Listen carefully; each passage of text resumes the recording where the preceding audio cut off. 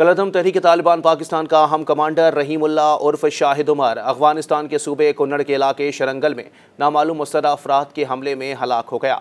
अफगानिस्तान और पाकिस्तान की हुकूमत की जानिब से कलअदम तहरीक तालिबान पाकिस्तान के कमांडर की हलाकत से मुतालिक कोई बयान जारी नहीं किया गया।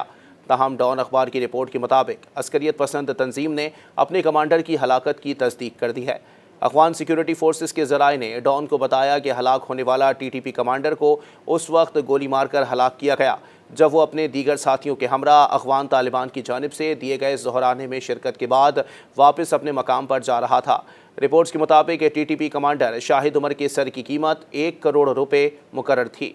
हलाक दहशतगर्द कलअदम टीटीपी का सीनियर कमांडर था जिसने अफगान तालिबान की जानिब से रिहा किए जाने से कबल बगराम जेल में 8 साल गुजारे हैं। दहशतगर्द शाहिद उमर डेरा इस्माइल खान के लिए टीटीपी का शेडो गवर्नर भी रहा है और उसने अस्करियत पसंद तंजीम के फौजी कमीशन के रुकन की हैसियत से भी खिदमात अंजाम दी हैं। रिपोर्ट्स के मुताबिक कमांडर शाहिद उमर के अलावा टीटीपी के दीगर कमांडर्स की हलाकत की इत्तलात भी मौसूल हुई हैं, तहम अब तक उनकी तस्दीक नहीं हो सकी है।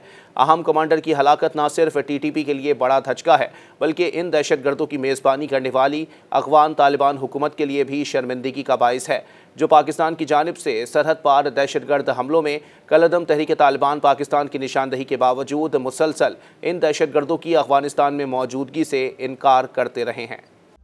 मज़ीद न्यूज़ अपडेट्स और डिजिटल स्टोरीज के लिए सब्सक्राइब करें डॉन न्यूज़ पाकिस्तान।